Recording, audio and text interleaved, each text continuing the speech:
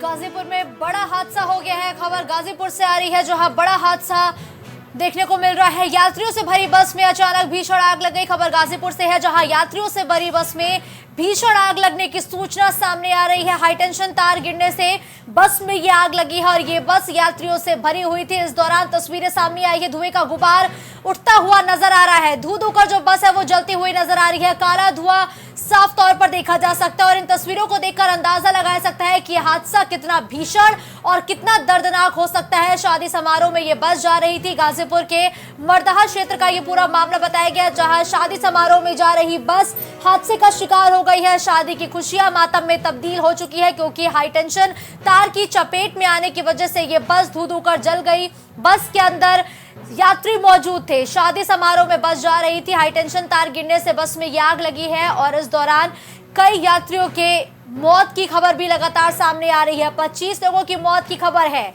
आग लगने से इस पूरे हादसे में 25 लोगों की मौत की खबर है। शादी समारोह में ये बस जा रही थी। इस दौरान ये बस तार की चपेट में आ गई और ये तस्वीरें भी घटनास्थल से सामने आई हैं। तार गिरने से बस में अचानक आग लग गई। इन तस्वीरों को देख के साफ तौर पर अंदाजा लगाया जा सकता है कि यह हादसा कितना दर्दनाक, कितना भयानक है। धुएं का गुबार साफ तौर पर इन तस्वीरों में नजर आ रहा है और गाजीपुर से ये स्थिति तस्वीरें हम आप तक पहुंचाते, जहां धुएं का गुबार उठता हुआ नजर आ रहा है। आसमान में काला धुआं छा रहा है और इस बस के अंदर सभी यात्री मौजूद थे। अभी फिलहाल कौन घायल है, कितने लोगों की मौत हुई है, इसकी आधिकारिक पुष्टि नहीं की गई है, लेकिन लगभग अटकलें हैं कि 25 यात्रियों की मौत भी हो चुकी है। पवन गाजीपुर से इस वक्त मेरे साथ जुड़ चुके हैं। पवन, बड़ा हादसा है। इस दौरान तार की चपेट में आने से बस सवार यात्रियों की मौत की खबर सामने आ रही है। ये पूरा हादसा कैसे हुआ और कितने लोगों की मौत की पुष्टि अभी तक की जा चुकी है?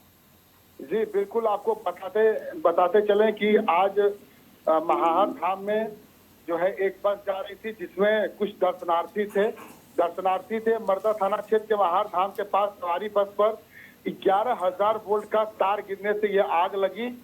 बस में बैठे यात्रियों के कुछ जलने की संभावना, हालांकि अभी आधिकारिक तौर पर यह नहीं कहा जा सकता कि बस में कितने यात्री मौजूद थे और कितने घायल हुए और कितने की मृत्यु हुई है। मौत की संख्या की पुष्टि अभी तक नहीं हो रही है और प्राप्त जानकारी के अनुसार अभी तक कोई अधिकारी नहीं पहुंचा है, क्योंकि महाहर धाम जाने के लिए रास्ता जो है थोड़ा सकरा है और एक मिनी छोटी बस थी।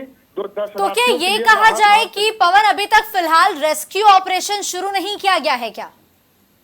जी नहीं, अभी प्राप्त जानकारी के अनुसार हमारे पास इस तरह की कोई सूचना नहीं है कि अभी तक कोई अधिकारी वहां पहुंचा हो, क्योंकि आग लगने की वजह भी स्पष्ट नहीं हो पा रही है। लेकिन वहां के लोगों से पता चला है कि गाड़ी में जो है दर्शनार्थी थे और वो सिलेंडर लाद के बस में ले जा रहे थे।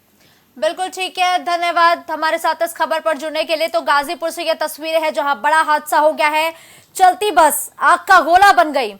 इस दौरान कहा जा रहा है, खबरें लगातार सामने आ रही है कि हाईटेंशन तार की चपेट में आने से ये बस धू धू कर जली है। शादी समारोह में ये बस जा रही थी। फिलहाल 25 लोगों की मौत की खबर सामने आ रही है। हमारे सहयोगियों के मुताबिक अभी तक रेस्क्यू ऑपरेशन शुरू नहीं हुआ है। पुलिस भी मौके पर नहीं पहुंची है, लेकिन पुलिस को सूचना दे दी गई है। दमकल विभाग को भी सूचना दे दी गई है। मौके पर जल्द से जल्द रेस्क्यू ऑपरेशन शुरू हो जाएगा, लेकिन इस बस के अंदर यात्री सवार थे। शादी की खुशियां मातम में तब्दील हो चुकी है। 25 लोगों की फिलहाल मौत की खबर सामने आ रही है, लेकिन अभी तक कितनों की खबर हुई है, इसकी कोई आधिकारिक पुष्टि अभी नहीं की गई है।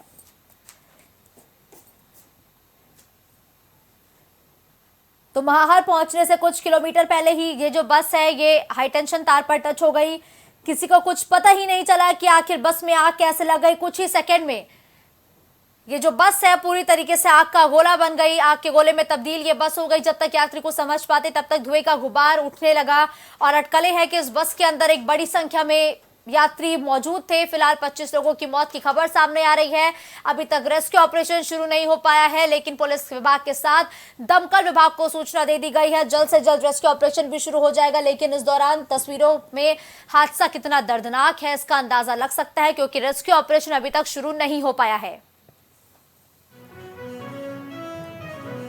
तो सपा कार्यालय पर इंडिया गठबंधन की बड़ी बैठक लगातार जारी है। सपा कार्यालय पर इंडिया गठबंधन की बैठक, लोकसभा चुनाव को लेकर बड़ी बैठक हुई है। आगामी लोकसभा चुनाव को लेकर समाजवादी पार्टी के कार्यालय पर इंडिया गठबंधन की बड़ी बैठक हुई है। कांग्रेस के प्रदेश अध्यक्ष के साथ कई नेता उस बैठक में मौजूद रहे। तो सपा कार्यालय पर आज इंडिया अलायंस की बड़ी बैठक हुई है।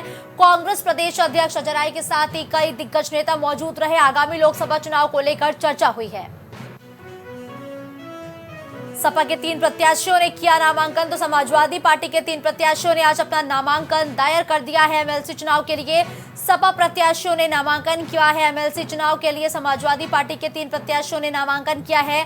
गुड्डू जमाली ने भी नामांकन किया है। हाल ही में इन्होंने सपा का दामन थामा है। इनको भी समाजवादी पार्टी ने एमएलसी प्रत्याशी बनाया है। किरण पाल कश्यप ने भी नामांकन किया। बलराम यादव ने भी अपना नामांकन किया। तो बलराम यादव ने भी अपना नामांकन किया है। तो जिस पीडीए का जिक्र अखिलेश यादव करते हुए नजर आए थे, इस बार जब उन्होंने एमएलसी के लिए प्रत्याशियों को मैदान में उतारा तो पीडीए की झलक भी देखने को मिली, क्योंकि पीडीए को लेके लगातार उनके सहयोगी उनसे नाखुश थे। लेकिन इस बार जब उम्मीदवार को उतारा है अखिलेश यादव ने, तो पीडीए का समीकरण भी सादा है और मजबूत उम्मीदवारों को चुनावी मैदान में अखिलेश यादव ने उतारा है। जालौन में 17 लेखपालों का एक साथ कटा वेतन। तो 17 लेखपालों का एक साथ वेतन काटा गया है। एसडीएम ने 17 लेखपालों का वेतन काटा है। लेखपालों का वेतन काटा गया है। एसडीएम ने एक साथ 17 लेखपालों के मानदेय में कटौती की है। काम में लापरवाही बरतने के चलते ये वेतन काटा गया है। वही तहसील परिसर में धरने पर बैठे लेखपाल, तो वेतन कटौती के बाद तहसील परिसर में लेखपालों का धरना देखने को मिला। जालौन के कोंच तहसील परिसर का ये पूरा मामला बताया गया है, जहां 17 लेखपालों का एक साथ वेतन काटा गया है, जिसके बाद लेखपाल अब प्रदर्शन पर है। समस्या सबसे ज़्यादा हम लोगों की ये है कि हम लोग जो काम कर रहे हैं इस समय शासन की तरफ से एग्री स्टैक की योजना हो या ओलावृष्टि का पैसा हो या क्रॉप कटिंग हो या तमाम जो भी कार्य हम लोगों की तरफ से चल रहे हैं, रियल टाइम खतौनी हो, जो भी काम चल रहे हैं इस समय हम लोग सारे काम कर रहे हैं। उसके बावजूद भी हम लोगों को बदतमीज, बेशरम और इन शब्दों से नवाजा जा रहा है सारे लेखपालों को, जिससे हम लोगों का जो क्या कहते हैं कि हम लोगों का जो स्तर होना चाहिए वो गिर गया है बिल्कुल। आगे शाम के 6 बजे के बाद मीटिंग के लिए ऑफर करते हैं और हम लोग बाहर से आते हैं, पता पड़े कि कहीं एक्सीडेंट हो जाए या कुछ हो जाए तो इसका जिम्मेदार, जबकि समय 5 बजे तक का है, इसलिए है।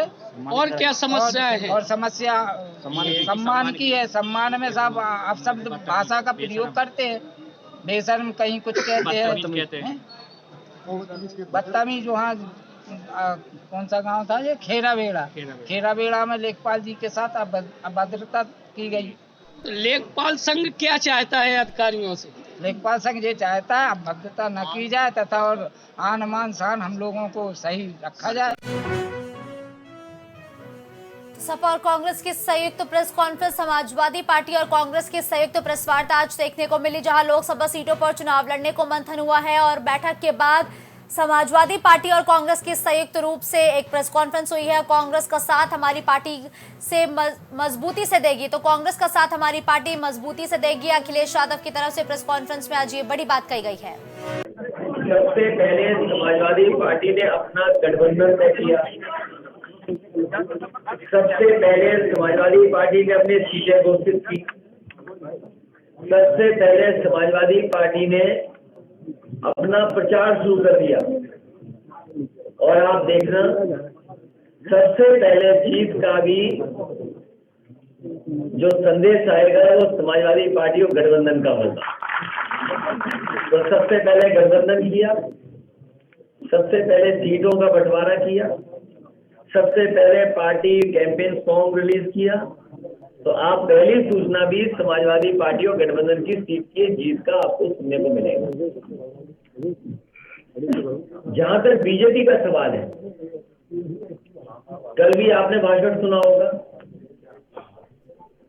जो एयरपोर्ट रनवे का उद्घाटन हुआ वो समाजवादी पार्टी की सरकार में बना, नेताजी के समय पर बना। उसका एक्सपेंशन समाजवादी पिछली सरकार में हुआ। चाहे वो आजमगढ़ हो, चित्रकूट हो, मुरादाबाद हो या लखनऊ का जो टर्मिनल बना है, जिस समय समाजवादी सरकार थी, लैंड एंड एक्विजिशन से लेकर के सब काम उस समय हुए थे और उसका परिणाम ये हुआ कि आज आपको वो काम सब दिखाई दे रहे हैं। ग्वालियर में मासूम बच्चे की हुई दर्दनाक मौत। खबर ग्वालियर से है, जहां मासूम बच्ची की दर्दनाक मौत की खबर है। खदान में गिरने से बच्ची की मौत हुई है, तो खदान में गिरने की वजह से बच्ची की मौत की खबर ग्वालियर से सामने आई है। आपको बता दें कि सदमे में बच्ची की मां ने भी खदान में छलांग लगाई है। तो सदमे में आई बच्ची की मां ने भी खदान में छलांग लगाई है। जहां महिला गंभीर हालत में अस्पताल में भर्ती है, वहां महिला का इलाज लगातार जारी है।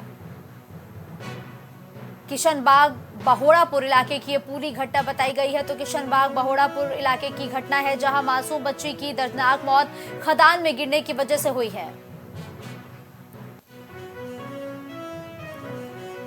तो यूपी में 3 आईपीएस अफसरों के तबादले। एक बार फिर यूपी में तबादला एक्सप्रेस चली, जहां 3 आईपीएस अफसरों के तबादले किए गए। मोहित अग्रवाल वाराणसी के पुलिस कमिश्नर बने, तो मोहित अग्रवाल को वाराणसी का पुलिस कमिश्नर बनाया गया है। इसी कड़ी में नीलाब्जा चौधरी को आईजीएटीएस बनाया गया। पूता अशोक जैन एडीजी पुलिस भर्ती बोर्ड बनाए गए। तो 3 आईपीएस अफसरों के तबादले की खबर लगातार सामने आ रही है और इसी कड़ी में यूपी में एक बार फिर से तबादला एक्सप्रेस चली है। सिवनी के घनसौर के सब्जी के गोदाम में लगी भीषण आग। तो घनसौर के सब्जी गोदाम में भीषण आग लगने की तस्वीरें सामने आई, जो लाखों की सब्जी जलकर राख हो गई। लाखों की सब्जी जलकर राख हो गई। सब्जी के गोदाम में ये आग लगी है, जिसकी तस्वीरें हैं, जहां कड़ी मशक्कत के बाद आग पर काबू पाया गया। कड़ी मशक्कत के बाद आग पर काबू पा लिया गया है, लेकिन नुकसान की आशंका भी लगातार जताई गई है। घनसौर थाना क्षेत्र के अंतसिवनी घनसौर के सब्जी गोदाम की ये पूरी घटना है, और जहां लाखों की सब्जी जलकर राख हुई। कड़ी मशक्कत के बाद आग पर पाया गया काबू।